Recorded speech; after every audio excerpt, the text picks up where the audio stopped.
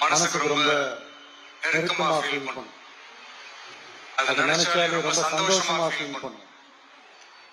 அப்படிப்பட்ட ஒரு நிகழ்ச்சி தான் இன்னைக்கு இந்த சிங்கப்பெண் சிறப்பு படைய தொடங்கி வைக்கிற இந்த நிகழ்வு உண்மையிலே மனசுக்கு ரொம்ப நெருக்கமான ஒண்ணு, சந்தோஷமான ஒண்ணு. நம்ம பாட்டி, அம்மா, அக்கா, தங்கைகள், ஒவ்வொரு வீட்டில் இருக்கிற பெண் குழந்தைகள், இவங்க எல்லாருக்குமான பாதுகாப்பை உறுதி செய்வோம்னு சொன்னோம். ஆனா அது வந்து எலெக்ஷனுக்காக மட்டுமே கிடையாது. மனசுல இருந்து நிஜமா உண்மையா உணர்வு பூர்வமா சொன்னதுதான். பெண்களுக்கு எதிரான இந்த கொடுமைகள்ல நமக்கு எப்பவுமே 0 டாலரன்ஸ் தான். அதுல ரொம்ப உறுதியா இருக்கிறோம்.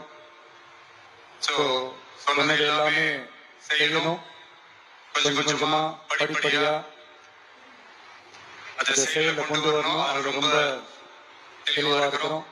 அதனாலதான் ஆட்சிக்கு வந்த உடனே இந்த குறைஞ்ச நாட்களுக்குள்ளேயே இதை நடைமுறைக்கு கொண்டு வந்திருக்கிறோம்.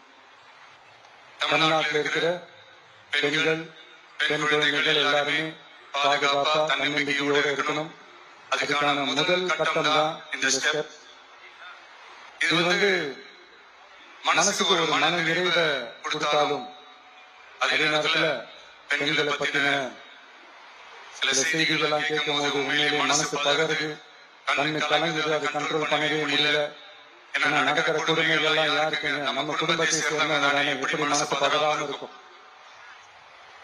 அதனால பெண்களுக்கு எதிராக இதெல்லாம் ஏன் நடக்குது, எதுக்கு நடக்குதுன்றது மற்றவங்க மாதிரி ரீல்ஸ்லயும் இன்ஸ்டாலையும் தேடிட்டு இருக்க முடியாது. ரியாலிட்டிய புரிஞ்சுக்கணும்.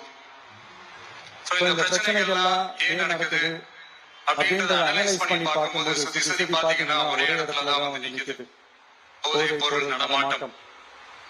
அது வேரோட